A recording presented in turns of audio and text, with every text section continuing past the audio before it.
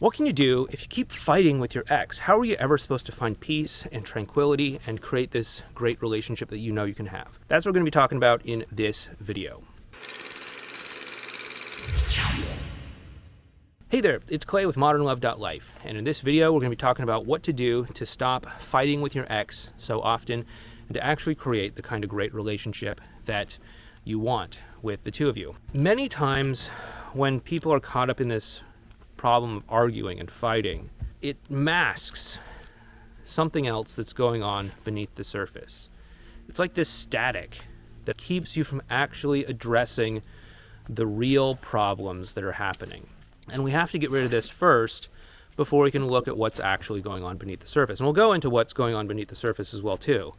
But first, we got to take care of the static, because if someone's coming at you with some accusation and you're defensive and trying to prove them wrong or bringing up some time that they failed as a counterattack or something like that, and then they become defensive and then the two of you just keep escalating things over and over and over again, you're not going to get where you want to go. You're just lost in the fog and you can't see the actual landscape around you. So it's really important that we remove all of that first and foremost, because there very well could be some major challenges beneath the surface here, but we can't get to them. We can't get to them as long as there's defensiveness and I'm right and you're wrong, or you're wrong and I'm right, and all that sort of stuff. One of the ways that people often unintentionally escalate this sort of stuff is in the choice of language that they use. There's a great book called Nonviolent Communication by, I think the author's name is Marshall Rosenberg. I'm not sure about that, but the book is definitely called Nonviolent Communication. And I'd recommend that probably most people check out that book. One of the things that you can do to remove a lot of this static, a lot of this defensiveness and validation and all of that, is through the words that you use. So many times the words that people use have a certain intention baked into it, or an accusation baked into it. Like, oh yeah, you just abandoned me.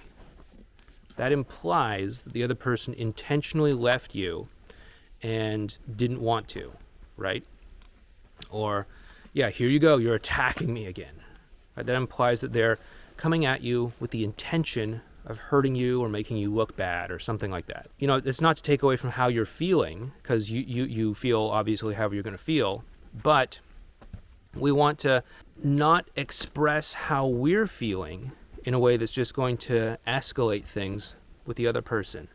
So what can be really helpful is to just get accustomed to stating things in terms of plain, objective facts.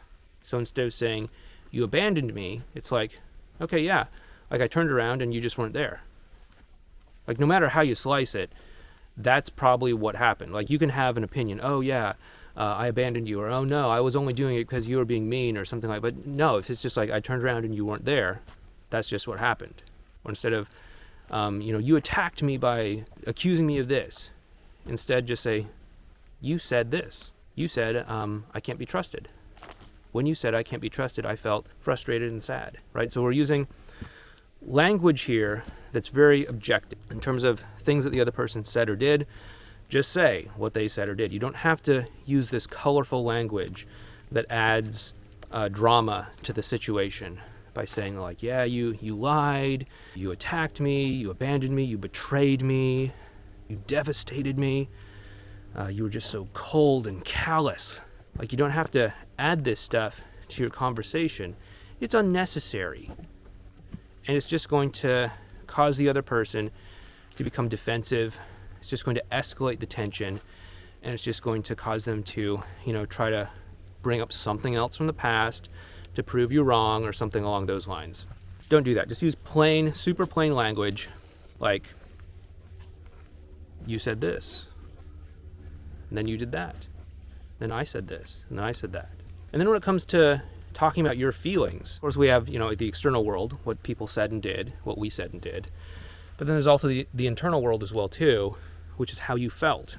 And the important thing through all of this is to make sure that you're expressing how you feel in a way that's not making the other person responsible for it.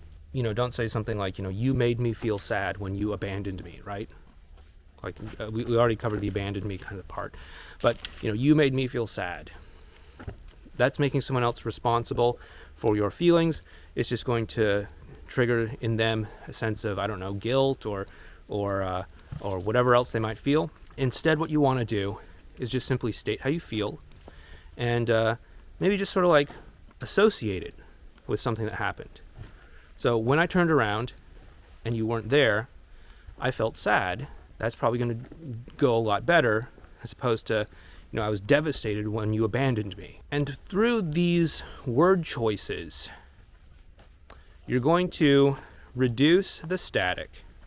You're going to reduce all of this noise, all of this defensiveness, all of this proving you wrong, proving me right. Well, what about this time when you were wrong too? You're going to remove all of that, and you're actually going to be able to start communicating and talking in a better sort of way. Now, once all this static, once all this fog is out of the way, we can actually start to look at what's going on in the relationship. Now, I've talked about this before in other videos, but there's really three main things that come out of alignment in a relationship.